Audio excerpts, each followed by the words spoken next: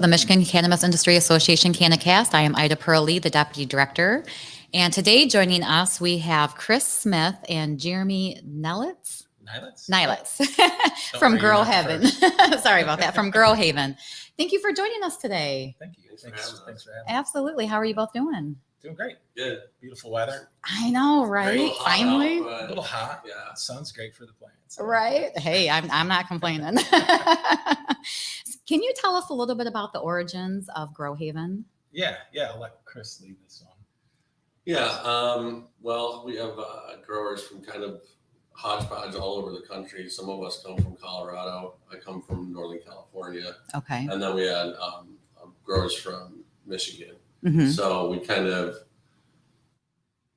I don't know how to really explain how we all got together, but we're all friends with some of the same people, Mm-hmm. and all wanted to get into the legal market, right? So Okay. we figured out a way to come together, and Michigan was kind of the logical choice. It had a clear path to licensing, Mm-hmm. where California, it's kind of township by township. It's in Northern California versus Southern California.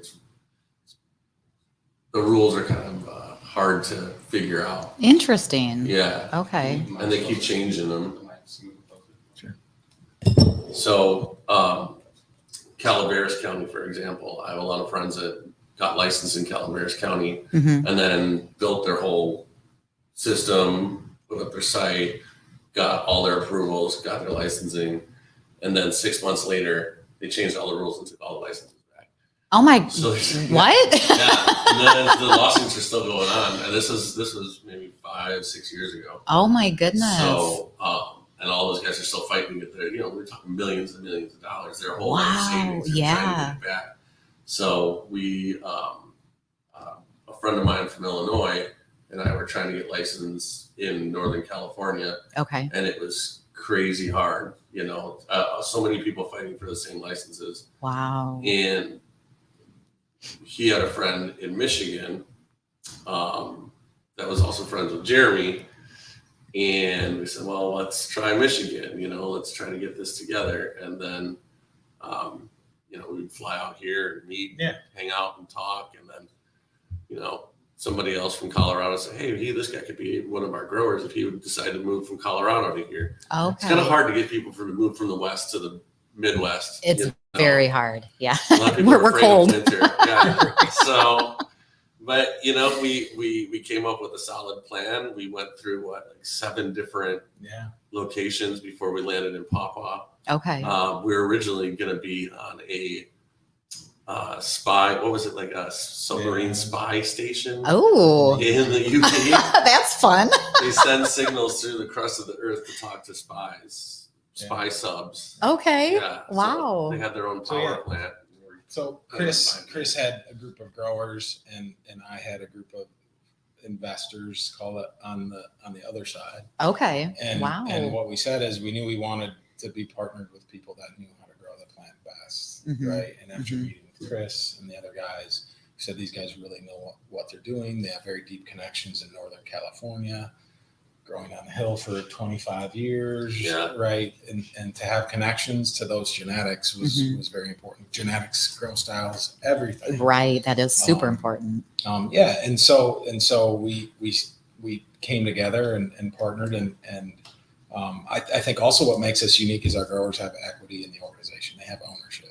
Right? Okay. So Chris That's has important. ownership, Yeah. right. And I've seen a lot of other entities in the cannabis business that hire a consultant to build a facility, Mhm. and then maybe that consultant then becomes their grower, or maybe they just hire a headhunting firm to find a grower to come and run their facility. Mhm.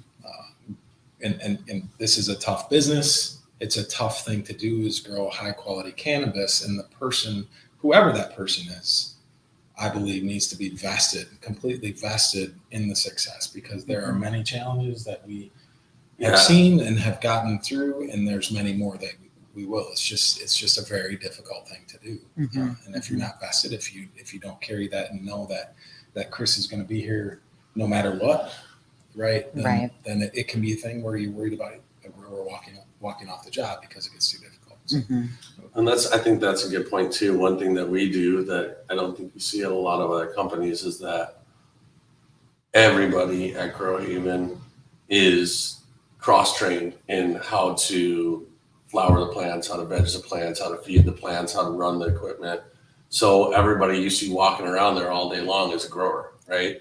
Like, we don't have specific this person, that person, everybody. Okay. So everyone has the same skill set. Everybody is expected to be able to help with the cloning event, help with the harvest event, help with trimming.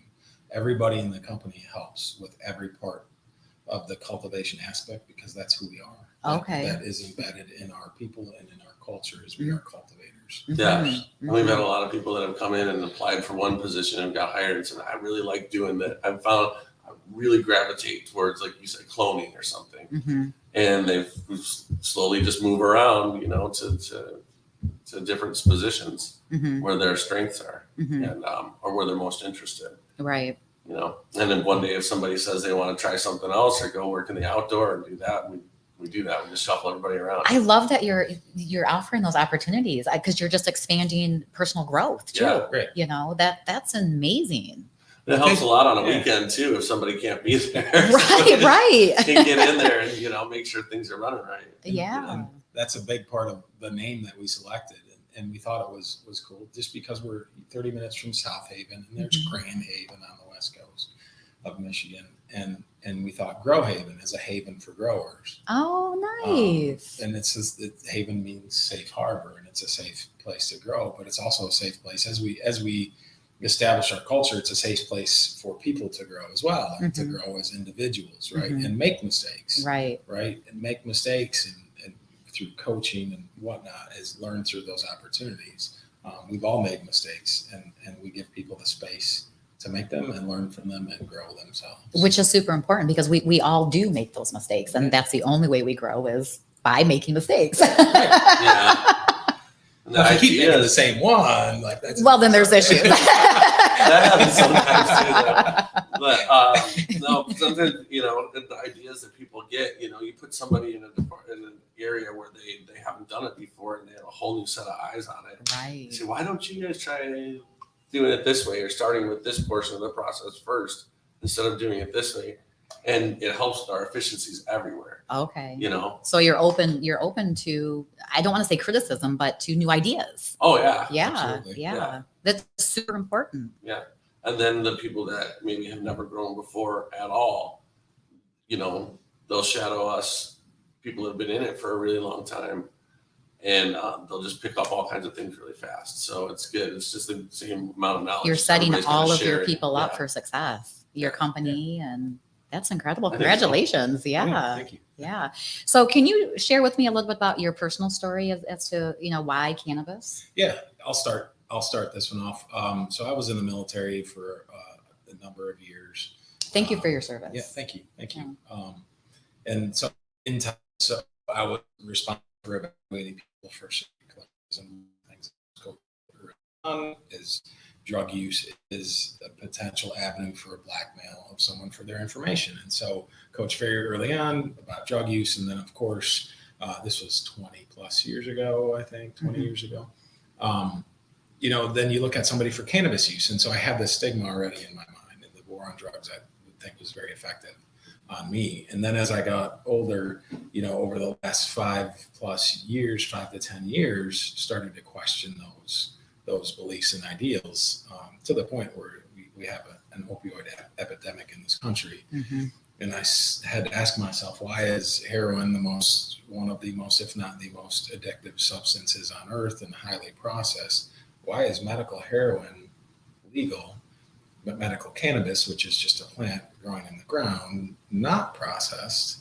Why is that illegal? And I couldn't answer that question. Okay. And then as I got more and more into it and utilized cannabis for medical purposes, I've got a back injury from the Army, and I've tried all the opioids. None of them cut the pain. But I had medical cannabis, and that was the first thing in 20 years that has relieved my pain. And I to this day, I'm still astonished by the effects. And it was so effective, and no side effects, no nothing. It just cuts the pain. and I feel better and I'm better for it. So That's incredible. I'm a big believer in the medicinal side of things, Mhm. especially, coming from the military for veterans. Veterans have utilized cannabis for decades as to treat PTSD. The VA will actually even say on their website that it is shown effective, but yet here we still sit where medical cannabis cannot be used by veterans. I think it's disgusting. I really do.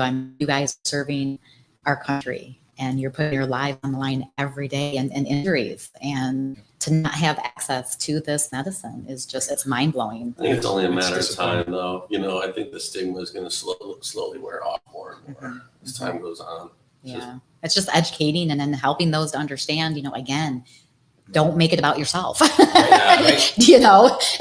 Don't take away someone else's opportunity to heal. Right. Yeah. And the quality of life. Well, people have been brainwashed for so long about, cannabis, and it's hard to erase, I know. It is. that much time of just being inundated, being told that it's a terrible thing, Even think with I all was- the medical breakthroughs and everything that's coming out, Right. it's still hard for people to believe that it's a thing. Yeah. So I was reading that it takes like 3 generations in order to change the society's Yeah. thought process. probably about right. That's incredible to me. 3 generations and Yeah. bam, you can wipe it out. We're on our way. We've got a while to go yet. We do. Well, when did the first medical cards come out? It was like 96 or 97. 96 in California. Yeah. And then, we're getting close. We're getting close. At least to a portion of the country. Yeah, as Yeah, it's moving. right. Yeah, Right. it's slowly moving east. Right. Yeah. Yeah. Interesting. And you've been growing for about 20 years. I think 23. So I started growing when I was in high school. I was like 18, Okay. my senior year. Good for you. Well, Hey. like most kids, buying and selling weed, with your friends, going to parties. And I started growing it for myself so I didn't have to buy it for other people. Right. And obviously that was in 95, 96, a long time ago. Mm-hmm.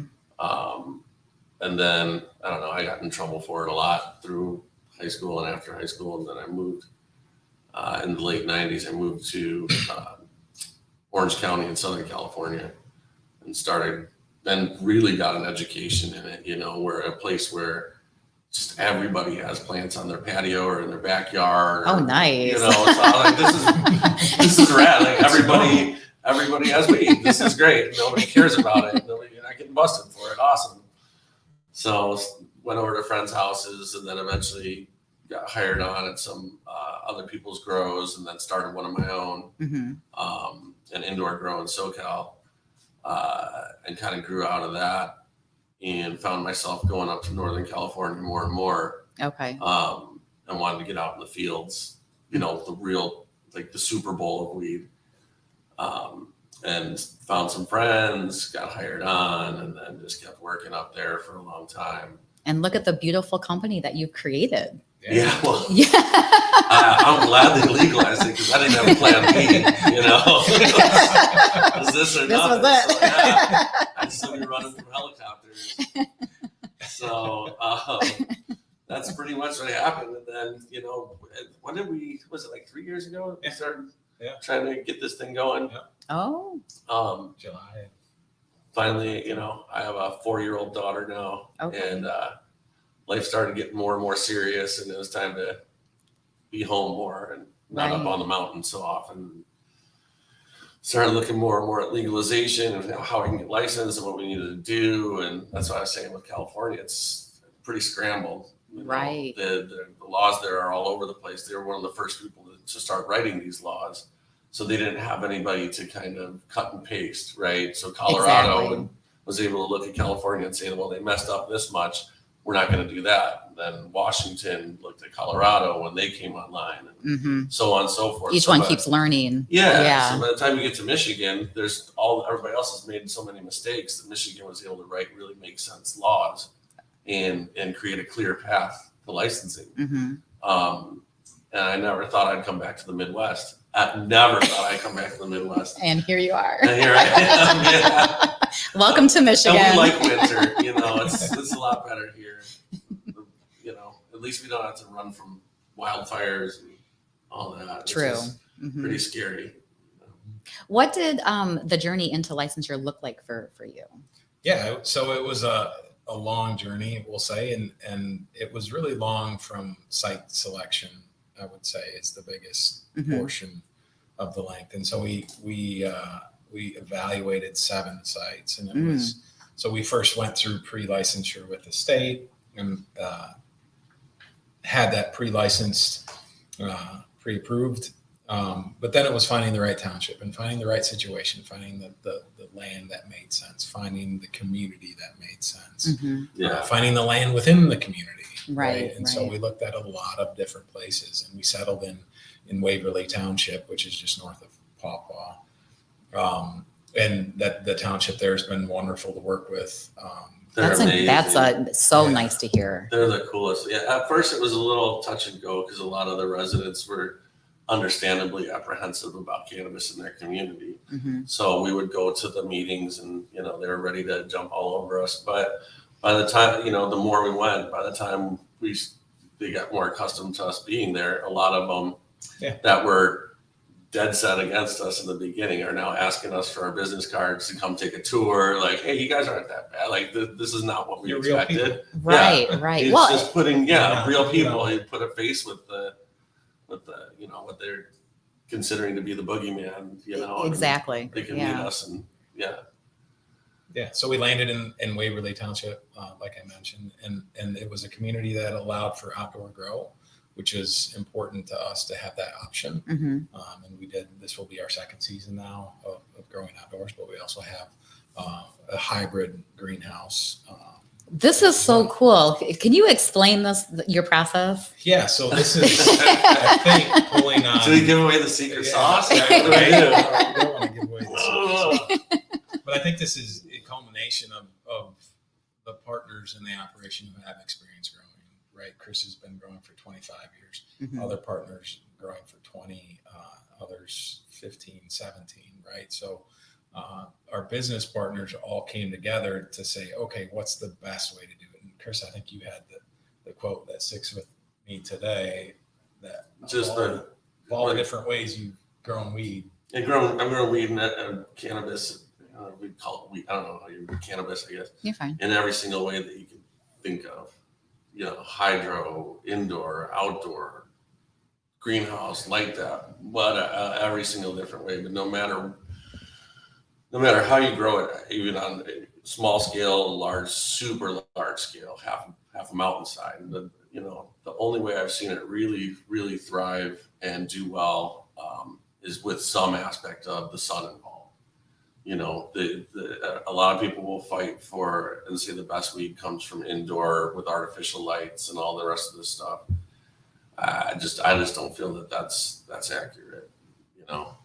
There's the flavor, the smell, the structure, everything. But if you lean too far in one direction, if you're doing just straight outdoor, it has a much different look. If you lean too far towards there's an indoor, it has a real artificial look.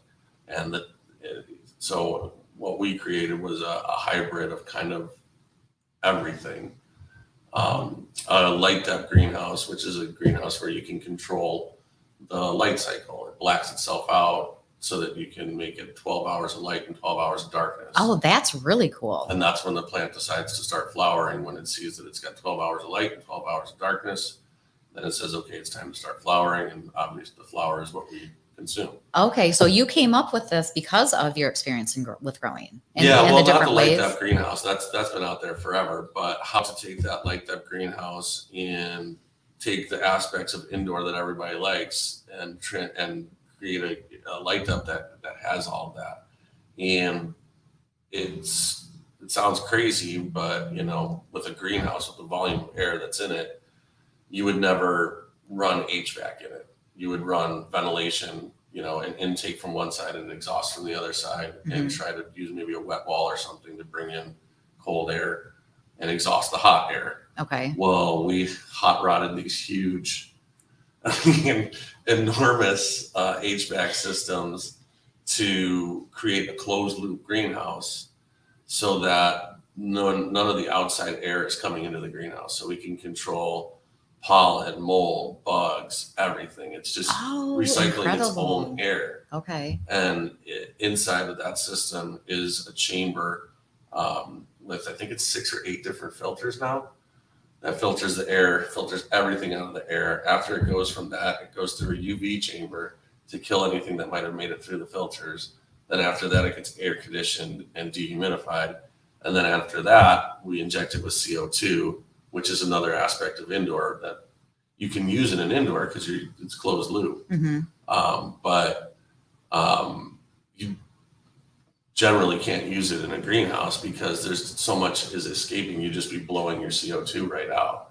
So the CO2 is what the plant, they exhaust, they breathe out oxygen, they breathe in CO2. So if you can get your CO2 levels up, you're going to have a much more vigorous plant, right? Interesting. So we can pump our CO2 levels really high, and those plants perform at a much different level, which allows us to create a really premium product on a large scale at a lower cost, and we can pass that savings on to our customers. So, the guy that's going, the guy that works 9 to 5, and he just wants to go at the end of the week on Friday and take some of his paycheck and buy, an eighth or quarter or whatever of product, doesn't have to buy the bottom shelf and worry about what he can afford. We can pass on premium quality weed at an affordable price. Oh, I love Which that. is, it's not the easiest thing to do. No, it's not. Because if you're growing indoor, your cost is so high. Mm-hmm. I mean, it's insane.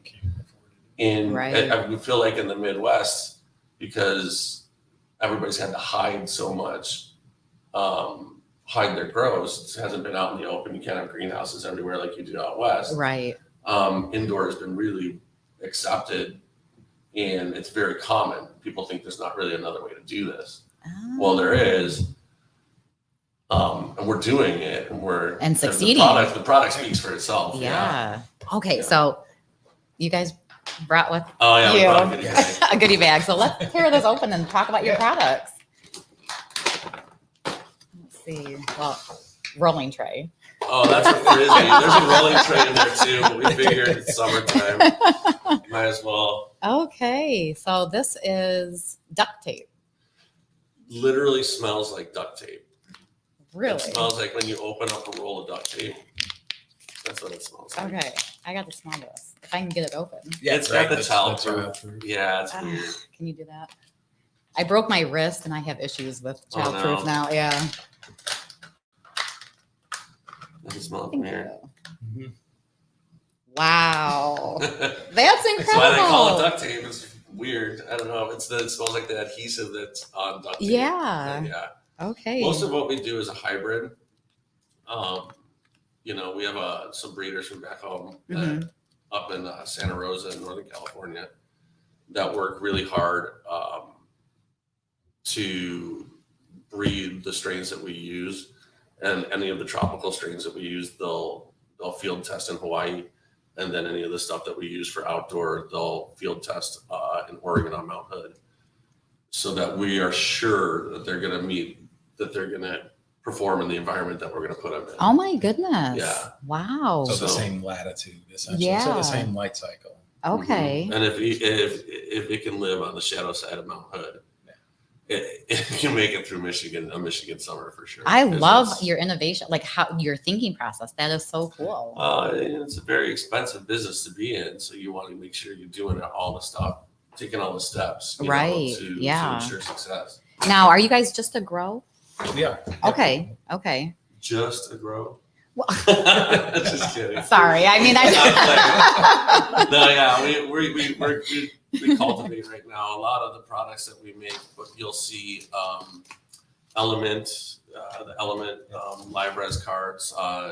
If you go to a dispensary, or here it's a provisioning center, Mhm. and you turn the product around and look on the back, a lot of them you'll see that GH symbol, and it's because they use our products to make their products. Okay. Okay. Yeah, we had a little. Oh, Yep. yeah, there you go. Trap House. Trap Yep. House is one of them. They're great. That's Arcana. They 3 lefts. Mhm. I would consider arguably probably the best wax in the state of Michigan. Why is that? Their quality control is insane. Oh. We've been to their facility multiple times, Mhm. and they do an amazing job. How much strains do you guys grow?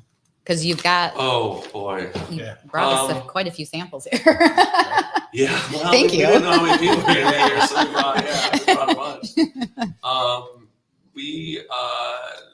We're releasing a bunch of new strains in the summer. We just did a straw nana crossed with the Burmese Maui blend, and it's called straw nana Burmoa. Mm-hmm. That's something that nobody else has. I haven't heard of that. It was made out west, and it is only released to close family and friends from that breeder. We have it here, Okay. and we're not allowed to release a lot of the stuff that we have to other people because out of respect for our people and the relationship that we have with our people. Which makes sense, yeah. But it's Trade great. secrets, essentially. Well, yeah, and it's Yeah. great because it gives, a variety to the market where you see a lot of like Gorilla Glue or Blue Dream or some stuff, stuff that you see all the time. Mm-hmm. Now there's other things that you've never seen before at all. Oh. And that particular one has won awards in the Emerald Cup as well. Oh yeah, Oh. One best sun grown, right? Yeah, I think best or second for first 1 year, I think, and then second the next. Yeah, and the Okay. Emerald Cup's kind of like the Super Bowl of weed. Interesting. So, okay. Yeah. I do have to say, I'm excited though to start like smoking, knowing where it's grown and how it's grown, and for myself, like figuring out the differences. Yeah. Because I didn't realize there was that big of a difference. There's one. Is that straw nana over there? Let's see. South Beach Haze, duct tape. South Beach Haze, duct tape. Let's see, I So got a bunch of duct tape. yeah, pre-roll, blueberry muffin. Well, we'll get you some of the straw nana. One of the main reasons that we really wanted to get the straw nana in is because it has a high level of the rarest terpene that there is. It's called osamine. Mm. And you could talk more about this too. Like you just Yeah, find it. And what's it called again? Osamine. Osamine. Yeah. Okay. So this is, I think, again, where the West Coast leads in terms of investigating and proving out medicinal benefits, Mm-hmm. right? Where you see a focus on minor cannabinoids and how CBDV, THCV, CBG, CBN, and the uses of Wow. minor cannabinoids, but also terpenes. And there are a lot of benefits around osamine that we're just learning about, but it's the newest, I guess the hippest really terpene Mm-hmm. that's coming out and that we're discovering. And so there's a lot of people looking for it. And if you just search osamine, you'll see like, yes, it's present in cannabis. Yes, it's present in other things. And generally it's the second or third most prolific terpene in the plant, if it has it at all. But this straw nana Burmoa is the primary terpene, and it has upwards of near 1%. It's 0.7. Oh my Yeah. goodness. 1% of osamine, so a crazy amount. So if someone's Yes. looking for that specific terpene for the medicinal benefits of the terpene, that's a great strain. Mm. There's not a lot. I don't know what the research is on it yet. There's not so much known about it, but it's just one of the really rare ones. And you still have to be really careful when you're growing that strain in order for it to express that high of a level of that terpene. But if you can get it to do what it does, then it's a pretty amazing flower. Wow. It's just, I love doing the show because I learned something new, and this is just incredible. Yeah. Yeah. There's a lot. There is a lot. There's a lot. I'm really excited for the next 10 years. Every day. Oh, yeah. Right. Now, you are quoted in saying, Chris, our attention to detail and pride in our craft allows us to continue growing exceptionally quality cannabis without cutting corners, as most of our industry has done. What emphasis of execution does Grow Haven take pride in? Yeah, I think that quote came from it was somebody that helped us with our website, and we were just talking amongst ourselves, and he decided to add it on the website. So it makes by me the sound way. kind of like a jerk. Like everybody's cutting corners. I'm not saying that, but so for a long time, the Midwest and the East Coast has been kind of where the West Coast has sent product that wasn't that great because they knew they could make more money off of it out here. Oh, right? interesting. So I feel like there's a lot of people that are here that are large scale producers of cannabis in this state that don't strive to create the highest quality product because they're like, oh, well, it's Michigan. They'll take anything. Right. They'll, as long as it's some sort of weed, they'll smoke it, even if it's brown and crumbly and whatever. Mm-hmm. We just want to put it in a fancy bag and get as much out there as fast as we can and drive the price down in the market and sell it for as cheap as we can and sell as much as possible as quickly and take advantage of the consumer. Right. So, and those players are in every industry. Yeah. Unfortunately. Yes. Yeah. Yeah. Yeah. And well, we're seeing that they're finding and we know this, the Michigan consumer is a savvy consumer. Mm-hmm. They're not, they look around, they go from club to club, they see who's got the best of this or who's got the best of that. And when they find a club 2 doors down doesn't have a bunch of trash on their shelf, word travels fast and those clubs will slowly start to dry up foot traffic. And we see like every day another one's closing their door. That's actually they didn't take really the consumer seriously. Right. And that's good to know because we are the consumer. Yeah. I mean, the patients first and foremost are what keep cannabis in business. Right. So respect it, and respect the people that are coming into your shop and give them a legit product. Mm-hmm. But, not everybody feels that way. Right. So I think that's where that quote came from. Like they call cutting corners. We don't cut any corners. We in fact, if anything, we make it harder on ourselves. Mm-hmm. But well, just your growing style. I mean, my goodness. Yeah. And our internal competition, I think, amongst ourselves. We'll always want to show each other up and come up with something new and say, see what I did. So right. So but we do take it seriously and we value the clubs I keep saying clubs, but the provisioning centers that we're in. I like the club, by the way. I like that term. Yeah, that's what we call them out there, but or dispensaries, but here everything says provisioning center. So I still call them dispensary, so you're good. Yeah. All right. Yeah.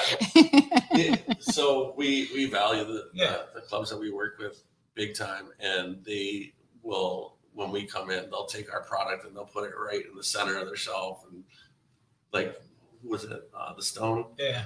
And they put like lights on it and put it all in jars. Oh, wow. This is a good feeling. Yeah. Setting you apart. Yeah, no, it feels really good. And then we slowly start to realize it's because you start looking at the stuff that's on the shelf from these major brands, and it's terrible. I mean, and I was a victim of it when I first got here.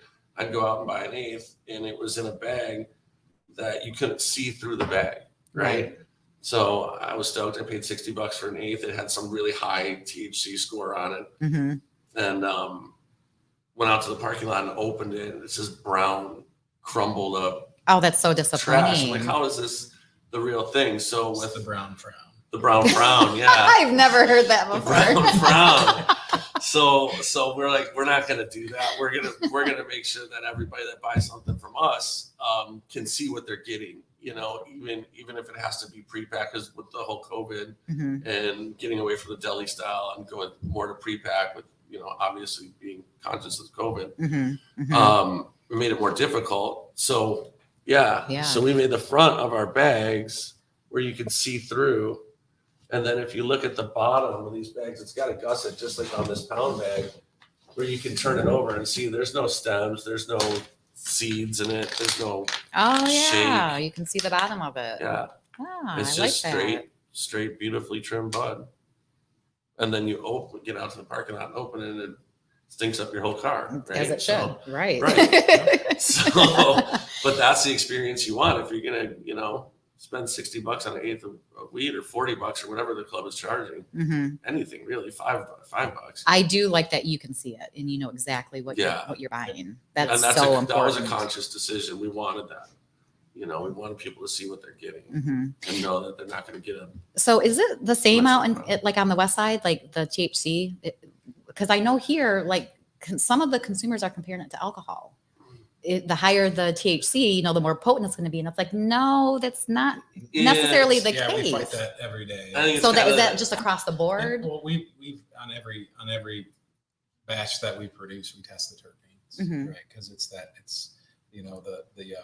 effects of everything together. Full spectrum. Right. Yeah. And so we've tested the terpenes. plants. And I think that's another thing that really sets us apart, Mm-hmm. right? Because we utilize the sun and we do get that multi-spectrum light, it helps produce more terpenes in our product. Oh, okay. So the average is about 0.5% of terpenes across the board. Mm-hmm. All of our product tests roughly between 2 to 3%, sometimes even higher than that for terpenes.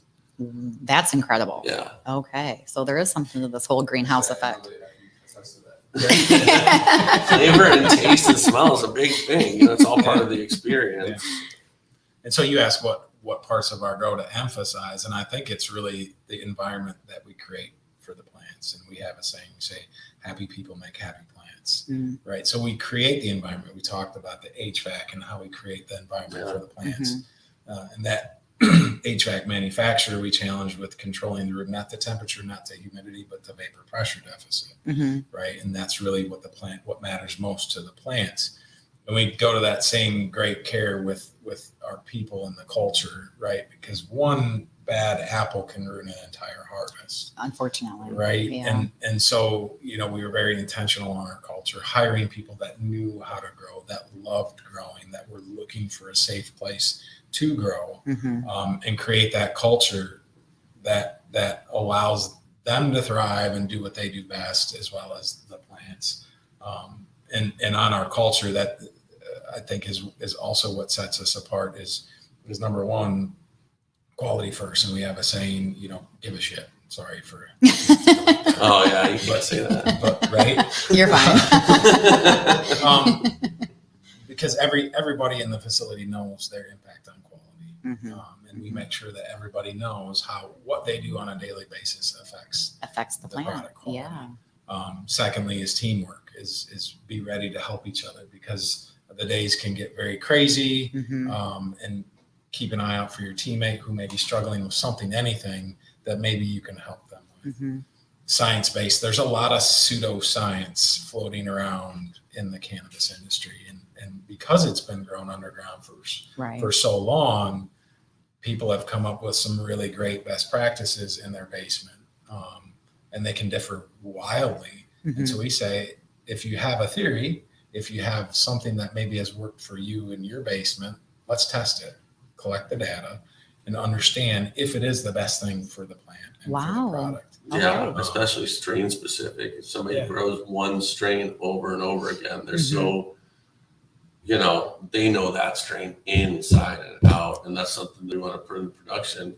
A lot of I would say probably the majority of the people that work at Growhaven were caregivers who've come from the caregiver market, right? So the experience there and the knowledge is insane. So we really try to harness that. Yep. And then the last part of our culture is to just be kind to each other. I mean, everybody, especially with COVID, the anxiety level of people and what people have going on in their minds and what's going on at home and the stress there, and you can't go out and hang out with friends because of COVID. And so just be kind to people because you never know what somebody might be struggling with. Right. You can be the person to push them over the edge, or you can be the person to pull them back. So be the person to pull them back and be kind to each other. So I love your philosophies, you know, and that you're both so open-minded too. I mean, because we lead by example, and you're setting that tone, you know, not only for yourselves, but for your employees and for your business. And definitely is showing. Yeah. And get back to what you were saying about what the difference with buying on the THC level and the terpene level, and a lot of people are just buying because it's got a high THC number. That's, you know, if you're leaving terpenes and the flavor and the taste and the smell out of that equation, it's like going to the fanciest vineyard that you've ever been to and going wine tasting and sitting up there at the bar and saying, I want the wine with the highest alcohol content. Exactly. That's it. So give me some Everclear. It doesn't make sense, you know. That's a good analogy. Thank you for There's a universe of flavors and tastes and smells and all of this stuff out there. And if you're just walking around saying, I want the highest THC and that's it, you're missing out. You're missing out on everything. That's everything. Yeah. You know? Yeah. So that's really cool. And it'll get there. I mean, that's a lot on the West Coast. That's very important. You know, and that there's a lot of competition for terpenes and flavors and smells. Was that always the case though, or did it take time to To transition? I think that was kind of, I mean, as far as I can remember. Wow. Okay. Yeah. Because that was before testing, right? And before testing yes. came along, Yes. the best way to find The quality nose. cannabis was the nose, right? The nose Okay. knows. That And makes what a is lot the of nose sense. smelling? Yeah. Terpenes. It's Mhm. only since we brought about testing, which is certainly beneficial to make sure there's nothing bad in there. But now there's a number that people look at and say that means it's better quality. But at the end of the day, the nose knows. And there's ways that's to not what it means. manipulate that THC number too. I mean, if you dry your product out to the point where there's zero water activity in it, that's why you'll see some of the higher stuff that has a higher THC number, but it's really dry and crumbly and it's garbage weed. It's because they've dried it out to the point where it's so crumbly, there's zero water activity, so that they're finding a higher THC. Oh, interesting. So a higher quality product that has, there's sticky, it has to have some sort of moisture in it to keep that stickiness. Yeah, I love feeling the bud that's nice and, Yeah. sticky in my fingers. Yeah. And Yeah. that's what you want. How did you come up with some of your strain names? You've got Alien Hallucination, Blunts, and Gorilla Cherry. Blunts is a blue power cross with Runts. Okay. So sometimes what'll happen is, and it's not necessarily us coming up with the strain names, it comes from the breeders. So once they find a durable strain, so something that can be replicated over and over again and isn't going to break down and start having problems, right? Like, I don't know how deep you want me to get into this. Right? Yeah. But then it'll earn its name, and it's normally by combining whatever it's crossed with into one name, so that you can say it easily, it's essentially or fit it on. paying homage to the lineage that brought that. Oh, strain. and that makes sense. Yeah. Like Alien Hallucination, that's Alien Miracle Cookies crossed with LSD. Yeah. Okay. Yeah. You can quiz me if you want. Let's keep throwing them out. Well, the only other one we have is Mandarin Cookies on the list. So. Oh, Mandarin Cookies. Yeah. That's Ethos Cookies. That's like the brother of the Ethos Cookies. Interesting. I've got a whole nother repertoire now when I'm looking for weed. What does social equity mean to Grow Haven? Yeah, that's a great question, and it's certainly a big buzzword in the community. And I think to us it means allowing a safe place for those that have been persecuted, have hid in the shadows for years, allowing them a place in the legal market to do what they do best and thrive. Okay. Right. And just Chris and other business partners, allowing them that space, hiring former caregivers, hiring people who maybe weren't even caregivers. Maybe they just grew in their basement for their own personal use. But it's somewhere around 95% of our employees grew before they came, and 100% of them grow now because they have come and now know, and Chris and the other partners and some of the employees we've hired have taught them how to grow. Now they feel comfortable and they say, I want to do this at home for whatever reason. And so it's allowing those people a safe place, a safe haven, a grow haven, to do what they do best. Yeah, it's funny too when we do interviews, even if it's not for anything that has to do with the growing position, it'll always be like the last portion of the interview because everybody's kind of dancing around it, and then they'll finally say, "Well, I've been in the black market for a while. I've been kind of growing on my own here and there, but Again, it's we're just now coming into, being able to talk about it out loud. And that's the thing, again, we have to talk about this, we have to talk about it with our kids and understand this is medicine and be comfortable with it. Right. We hire people from, non-cannabis sectors. And I think the first 3 to 6 months, generally once a week, that person will come up to me, Chris, someone else on the leadership team, and just thank us for allowing them to do this. And the biggest thing is that now, instead of hiding the fact that they use cannabis because maybe they worked in a Fortune 500 company where it was tested for. Right. They can actually talk about what they do in their free time with their friends, and that is that's huge. thing. Yeah, and they can be themselves, and so many people have said I can actually be myself now because it's fun going to work where you're not, have your guard up, or like everybody's just, I don't know if there's anybody that comes to the farm and it's just, even if they're in a bad mood, especially in the wintertime, because you're working in a greenhouse, so it's everywhere else. It's freezing cold. I'm coming down to Pawpaw. You're working in like a tropical environment in the winter. So. That would be right up my alley. It's nice. Yeah. You keep your tan all through the winter. Okay. I'm there. Are there any new exciting strains that you're coming out with? Yeah, we're actually going through the duct tape will be hitting the market. That's a new strain. We're actually pheno hunting right now, and so we'll continue pheno hunting. But that and some others as well. There's a Skittles strain that we're coming out across. That's a Skittles cross that I don't think anybody's done or has been able to achieve and stabilize it. That's one that's coming out. And Skittles was a very popular strain for a long time. It kind of got burnt out. I remember that. Yeah. So putting a new spin on it, I think is great.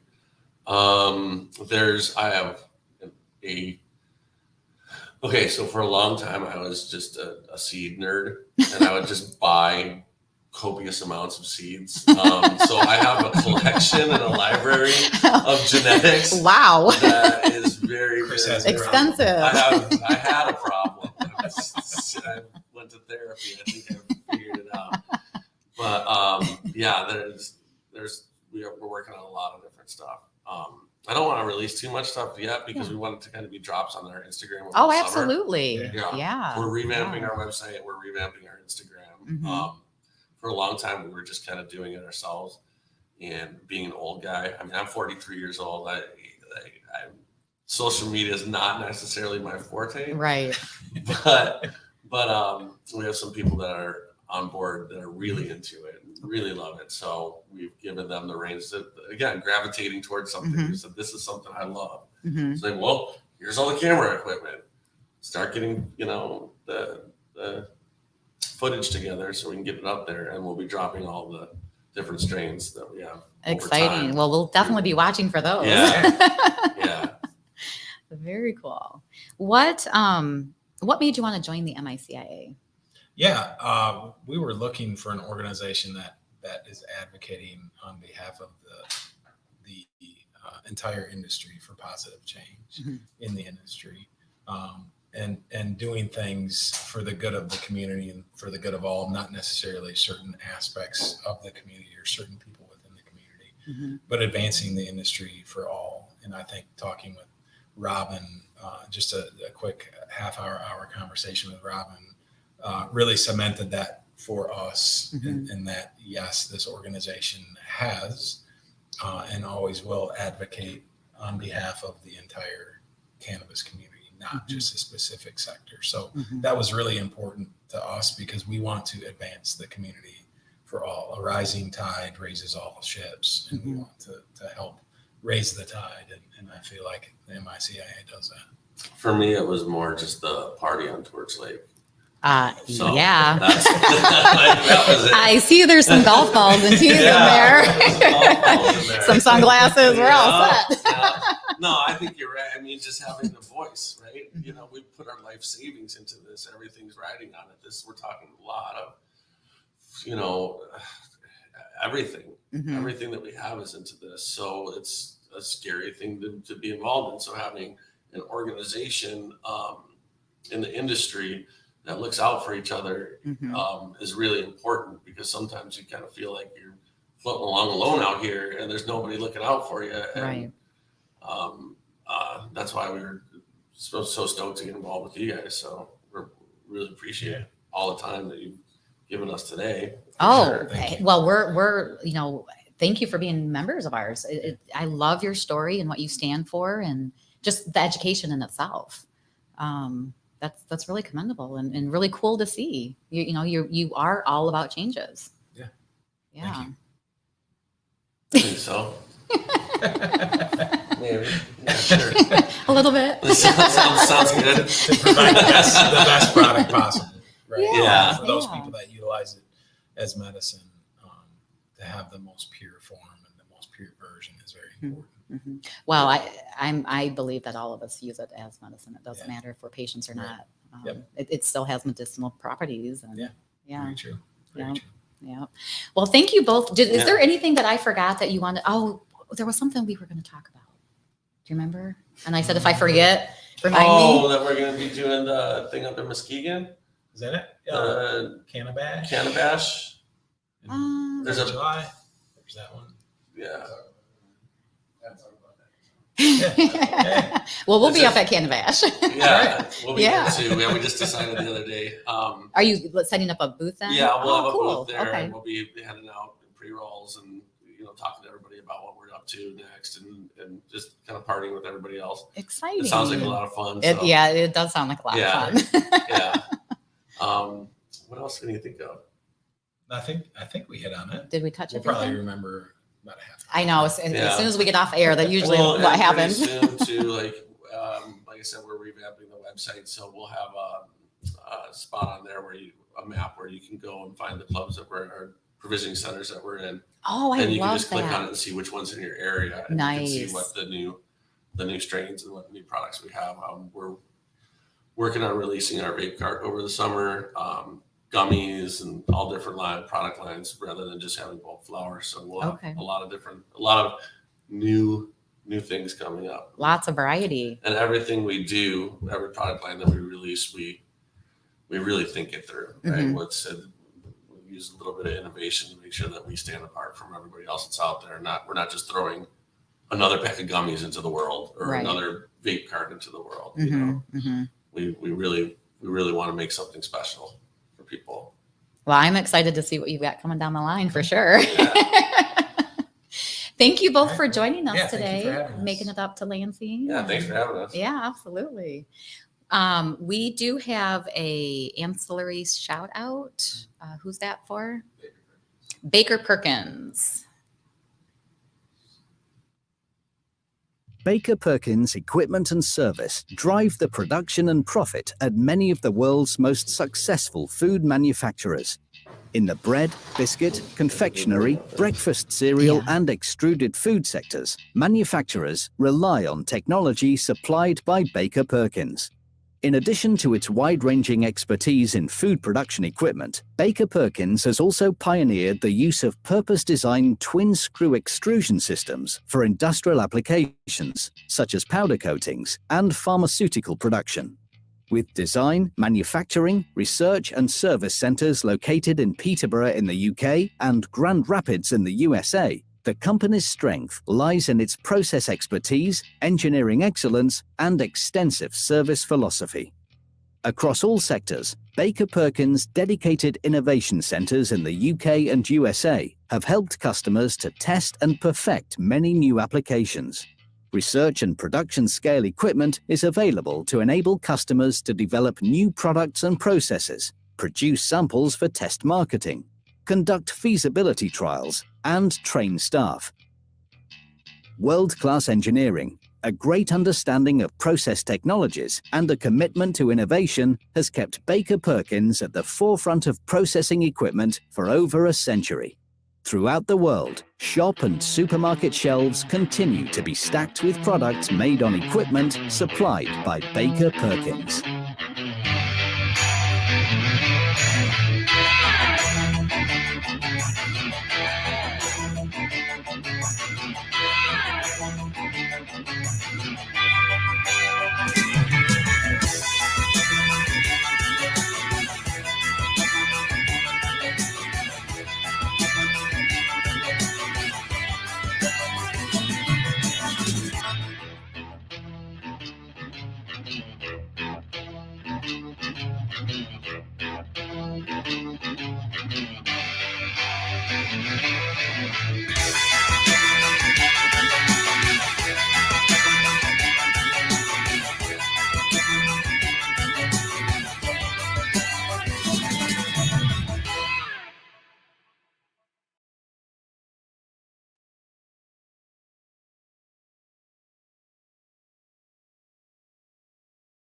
Thank you, Chris and Jeremy, for joining us today. I'm excited to see what Grow Haven's got coming out and coming down the line. Anytime. I will. I'll be down there. Yeah, you should come take a tour of the facility. Yes. You can get down Pawpaw. Yes, I will reach out and schedule a time and date for sure. Yeah. Yeah. You can smell that blueberry muffin live on the plant. Yes. Better. So I opened this up and smelled it. It smells just like blueberry muffin. Yeah. That is so cool. That phenotype of that plant, it's literally, you should stand in a room of it. It's the whole room smells like fresh blueberry muffins. It's insane. Oh. So we actually just started turning that into a concentrate. Oh, Yeah. I love And that. it comes out amazing. I bet. It's at white flour right now, but we did a limited batch, and now that it came out, so that we're gonna start releasing it. So, Okay. Yeah. Okay. Fun. Yeah, It's gonna be a good summer. Yeah, we're stoked. It's gonna be fun. It's gonna be a good year. Yeah, yeah. Absolutely. Awesome. Well, that's all we've got for today. Join us next week. We've got a couple people lined up. We'll see y'all then. Take care. Have a great week. Thanks, guys. Bye.